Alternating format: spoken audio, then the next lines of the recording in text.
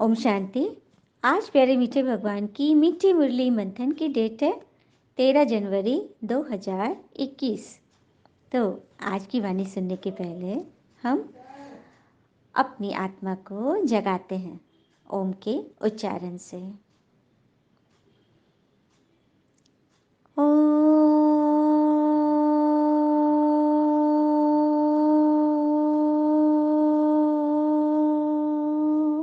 शांति।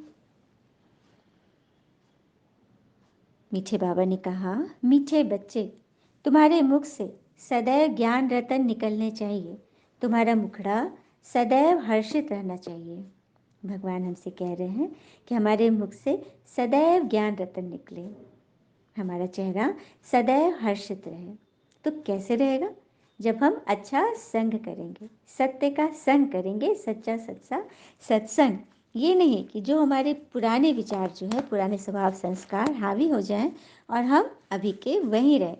हाँ, फूलों की खुशबू मिलने पर भी हम उसी में रहे, पुराने बदबूदार चीज़ों में ही, वही सुगंध, वही विकारों में रहे। तो कैसे हम ज्ञान रतन निकलेगा हमारे मुख से और हम कैसे हर्षित रहेंगे? जैसे कि एक दिन कुछ मछुआरों को बाजार से लौटते हुए रात हो गई। आसमान में बादल घिर आए और आंधी चलने लगी। उन्हें पास ही एक मालिन के यहाँ आश्रय लेना पड़ा। मालिन ने जिस कमरे में उन्हें सोने की व्यवस्था की थी, उसमें फूलों की टोकरियां रखी हुई थी। उन फूलों की सुगंध के कारण मछुआरों को रात भर तक नींद नहीं आई। मतलब एकदम नशा जैसा आ रहा था, एकदम बदहोशी हो रही थी। आखिर उनमें से एक ने कहा कि बाहर जो हमारी मछली की टोकरियां रखी है ना, उन पर थोड़ा पानी छिड़क कर अगर हम अपने सिरहाने रख लें तो उस गंध से यह फूलों की गंध दब जाएगी। यह सुझाव सभी को पसंद आया और सब मछुआरों ने अपनी अपनी टोकरी पर पानी छिड़क कर अपने सिरहाने रख ली और बेहोश हो गई, मजे में खर्राटे भरने लगी। समझ में आया कि संसारी जीवों का यही हाल है। वे विशेष सुख और भोग वासना व विकारों के वातावरण पले होते हैं ना, इसीलिए त्याग और पवित्रतापूर्ण अच्छी बातें, ज्ञान रत्नों की बातें से उनका दम घुटने लगता है और वे बेचैन हो जाते हैं। सच बात है। मतलब 3 घंटे किसी को मतलब ड्रामा देखना है, सिनेमा देखना है, उसमें समय दे देंगे, मॉल वगैरह जाएंगे, पिकनिक विकनिक मनाएंगे, लेकिन 3 मिनट भी यदि बोलो कि अच्छी बातें सुन लो तो समय नहीं है। तो कैसे मुख से सदैव ज्ञान रतन निकलेंगे? कैसे मुख से सदैव फूल झड़ेंगे? है ना? तो वही बात है, जो चीज़ हमारे अंदर रची बसी है उससे हम छूटना नहीं चाहते, वही हमें अच्छा लग रहा है। जैसे कि भगवान तो कहते हैं कि वो तुम्हें गिराने के लिए था, तुम विकार में थे, क्रोध लोभ मोह अहंकार करते थे, जिससे तुम फंसते ही चले आए। कहते हैं ना कि समस्या को सोचते रहना माना समस्या में अपनी सारी ऊर्जा भर उसे शक्तिशाली बना देना। इसी प्रकार यदि हम सत्संग करेंगे, ईश्वर के बारे में सोचेंगे, ज्ञान का मनन चिंतन करेंगे, तो स्वयं भी शक्तिशाली बनेंगे और समस्या को खत्म कर देंगे। है ना बड़ी बात? फिर बाबा ने प्रश्न दिया, जिन बच्चों ने ब्राह्मण जीवन में ज्ञान धारणा की है उनकी निशानी क्या होगी? उत्तर, उनकी चलन देवताओं मिसल होगी, उनमें दैवी गुणों की धारणा होगी, उन्हें ज्ञान का विचार सागर मंथन करने का अभ्यास होगा। वे कभी आसुरी बातों का अर्थात कीचड़े का मंथन नहीं करें, मतलब इन्स एंड आउट में क्या क्यों में नहीं जाएंगे। उनके जीवन में गाली देना और ग्लानि करना बंद हो जाता है। मतलब किसी की निंदा करना, ग्लानि करना, पछताना बंद हो जाता है। उनका मुखड़ा सदैव हर्षित रहता है। तो देखा, ब्राह्मण जीवन में ज्ञान की धारणा के पॉइंट्स। अब हम सबको प्री चेकिंग करनी होगी, क्या ये सब पॉइंट हमारे अंदर है? हमारी चलन देवताओं मिसल है, हमने दैवी गुण धारण की है, ज्ञान का विचार सागर मंथन करते हैं, सुनाते हैं दूसरे को भी, फालतू बातों व्यर्थ बातों का तो चिंतन नहीं करते, कीचड़े का मंथन नहीं करते ना। ओम शांति। बाबा ने बहुत अच्छी रीति सब कुछ क्लियर करके बताया है कि मतलब एक तो स्वयं में, और बाबा बाबा हमें इतना कुछ बताते हैं। सबसे पहले तो हमें वो ज्ञान रतन दे रहे हैं, मुरली, मुरली जिससे हमारे जीवन में मतलब सब प्राप्तियाँ आ गई। हाँ, सत्युग में तो भक्ति होती नहीं, द्वापर से हम भक्ति किए, जब हम देवता से मनुष्य बन गए। सत्युग त्रेता में तो हम देवता थे, देवी देवता। फिर द्वापर से भक्ति शुरू हुई। क्यों शुरू हुई? क्योंकि हम देवता से मनुष्य बन गए। और मुरली असल में क्या चीज़ है, ये गीत हमें बहुत अच्छी रीति समझाएगी। मुरली अमृत की धारा है, धारा जो देती दुखों से किनारा। मुरली अमृत की धारा है, धारा जो देती दुखों से किनारा।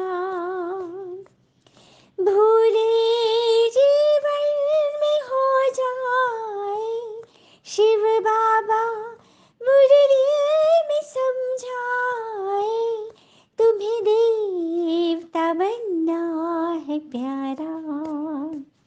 देखो गलती न करना दोबारा। हो मुरली अमृत की धारा है, धारा जो देती दुखों से किनारा। ये मुरली नर से नारायण, नारी से लक्ष्मी बनाए। परम धाम से परम पिता शिव हमें घर ले जाने को आए, हमें घर ले जाने को आए। ओ चारों युगों में जो खेल हुआ वो पूरा होने को आया। गीता ज्ञानामृत देने को ये संगम युग बनाया, संगम युग बनाया। मुरली अमृत की धारा है, धारा जो देती दुखों से किनारा। तो मुरली का महत्व समझिए। यह वो ज्ञान हमें देती है जिससे हम एक तो स्वयं को समझते, भगवान को समझते, और सृष्टि के आदि मध्य अंत का नॉलेज, जिसको ही ज्ञान कहते हैं।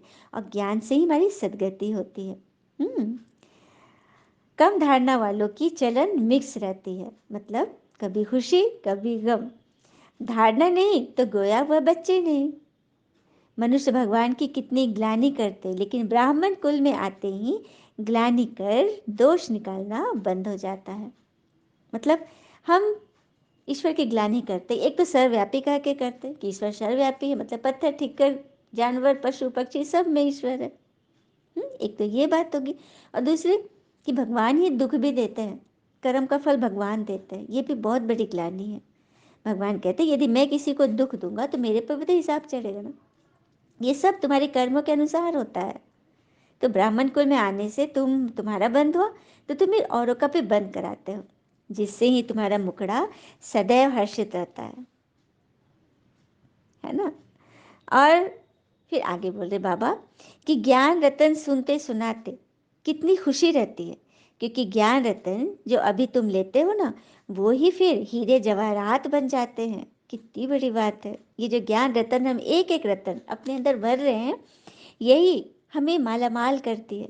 हाँ, दुनिया में भी रत्नों की माला जो होती है कोई हीरे जवाहरात की नहीं, इन ज्ञान रत्नों की ही माला है। मतलब विजयी बच्चों की माला के मन के है, क्योंकि उनका जीवन इतना कीमती हो गया।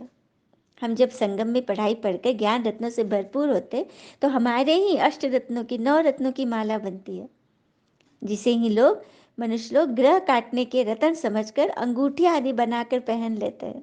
देखा, मतलब यहाँ से ज्ञान कहाँ चला गया। संगम में जो हमने ज्ञान धारण किया, अपने जीवन को ऐसा बनाया, माला माल बनाया, तो हमारे यादगार के रूप में वो मोतियों की पुखराज आदि जो अंगूठी पहनते हैं ना ग्रह काटने के लिए, हमारी यादगार है। क्योंकि हम भी तो अभी संगम पे क्या कर रहे हैं, सबके ग्रह ही तो काटने की विधि बता रहे हैं कि माया का जो ग्रहण लगा है वो ईश्वरीय याद से, ईश्वरीय मुरली से कटेगा। तो यही वो यादगार है जो भक्तगण ज्योतिष आदि से ग्रह काटने की अंगूठियां पहनते हैं। आई बात समझ में? तो ये ज्ञान रत्नों की माला अभी पुरुषोत्तम संगम युग पर ही बनती है, पूरे 21 जन्म के लिए, जिसे कोई लूट न सके। जबकि यहाँ तो कोई कीमती कीमती रतन पहनो तो लूटा जा सकता है, लूट जाते हैं। हाँ, तो अपने को बहुत बहुत समझदार बनाना है, आसुरी अवगुणों को निकालना है। हाँ, नहीं तो शक्लें कैसी हो जाती, मतलब आसुरी अवगुण हो गए तो शक्लें कैसी बन जाती। क्रोध में मनुष्य कैसा तांबा जैसा लाल लाल चेहरा हो जाता है, वह काम विकार से काला बन जाता है। तो बच्चों को हर बात में विचार सागर मंथन करना चाहिए। बाकी लौकिक पढ़ाई कोई रतन नहीं जिससे आत्मा माला माल हो जाए। इसे भी बाबा क्लियर करें कि लौकिक दुनिया की जो पढ़ाई पढ़ते बच्चे आदि स्कूल कॉलेज में, वो के रतन नहीं है, उससे आत्मा माला माल नहीं होती। हाँ, हद की पोजीशन जरूर मिलती, वो भी एक जन्म के लिए। हाँ, क्षण भंगुर मिलती है, फिर अगले जन्म से फिर से पढ़ना शुरू करना पड़ेगा, क्योंकि अगले जन्म तो वो पढ़ाई खत्म हो जाएगी ना, जैसे शरीर खत्म पढ़ाई खत्म। लेकिन यह पढ़ाई तो 21 जन्म साथ चलेगी, शरीर खत्म होने के बाद से भी यह शुरू रहेगी, जिससे हमें बेहद का धन, हाँ पोजीशन, वो भी 21 जन्म के लिए हम स्वर्ग की बादशाही ले लेते हैं। तो कितनी बड़ी बात है ना। हाँ, सतयुग में तो धन की कोई दरकार ही नहीं, पढ़ाई की कोई दरकार नहीं कि पढ़ाई करके हमें धन प्राप्त हो, क्योंकि देवता लोग तो कितने माला माल होते हैं। तभी तो मंदिर आदि यादगार है ना, सोमनाथ का मंदिर जिसको 17 बार लूटा गया। सोचो कितने धन, अंकी 4 धन होंगे ना। तो ये सतयुग का ही यादगार है, देवी देवताओं के महल का ही यादगार है। अच्छा, मीठे मीठे बच्चों प्रति भगवान की नमस्ते। हम बच्चों की भी प्यारे शिव पिता को नमस्ते, और बाबा दिल से सभी आत्माओं की तरफ से आपको very very very good morning. धारणा के लिए मुख्य सार है, पहली पॉइंट, अपने हर्षित मुखड़े से पिता का नाम बाला करना है। ज्ञान रतन ही सुनने और सुनाने हैं। गले में ज्ञान रत्नों की माला पड़ी रहे, आसुरी अवगुणों को निकाल देना है। जो भी हमारे अगर अवगुण है उसे चुन चुन कर निकालना है। ज्ञान रतन ही सुनने और सुनाने हैं। दूसरी पॉइंट, सर्विस में कभी थकना नहीं है, उम्मीद रख, शौक से सर्विस करनी है। विचार सागर मंथन कर उल्लास में रहना है, कभी भी थकना नहीं है, सेवा में अथक बनना है। फिर बाबा ने में वरदान दिया, स्नेह के रिटर्न में समानता का अनुभव करने वाले सर्वशक्ति संपन्न भव। स्नेह के रिटर्न में समानता का अनुभव करने वाले सर्वशक्ति संपन्न भव। जो बच्चे पिता के स्नेह में सदा समाये हुए रहते हैं, उन्हें स्नेह के रिस्पॉन्स में पिता समान बनने का वरदान प्राप्त हो जाता है। पिता के स्नेह में समाये अर्थात श्रीमत पर चलते रहे, एक्यूरेट जो चलते हैं वही भगवान के दिल तक पर विराजमान रहते हैं। तो भगवान भी उनके स्नेह का रिस्पॉन्स देने के लिए बंध जाते हैं।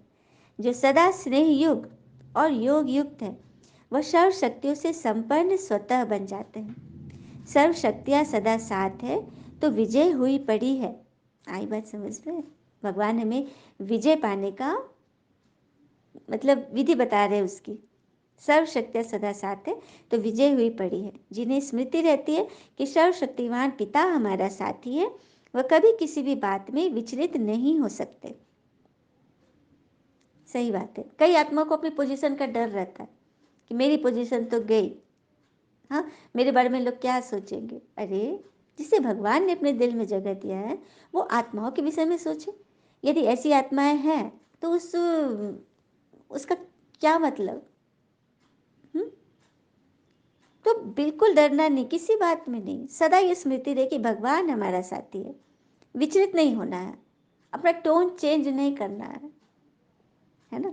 तो स्नेह के रिटर्न में भगवान से स्नेह प्राप्त करने हैं तो सर्व शक्तियों को, सर्व प्राप्तियों को सदा साथ रखे। स्लोगन, पुरुषार्थी जीवन में जो सदा संतुष्ट और खुश रहने वाले हैं वही खुश नसीब है। देखो, खुश नसीब बनना सभी चाहते हैं, कोई नहीं चाहता कि मैं बदनसीब बनूं। लेकिन कैसे बनेंगे सदा काल का? तो पुरुषार्थी जीवन में जो भी बातें आ रही है उससे मैं सदा संतुष्ट रहूं, खुद भी संतुष्ट रहूं, औरों को भी कर पाऊं, जिससे हमारे से जो वाइब्रेशन निकलेगा खुशियों की, उससे हम खुद भी खुश नसीब बनेंगे और सामने वाली आत्मा भी खुश नसीब बन जाएगी। अच्छा, ओम शांति। शुक्र है मीठे बाबा, वो बाबा के प्यारे प्यारे बच्चे। थैंक यू बाबा। All is well always. ओम शांति।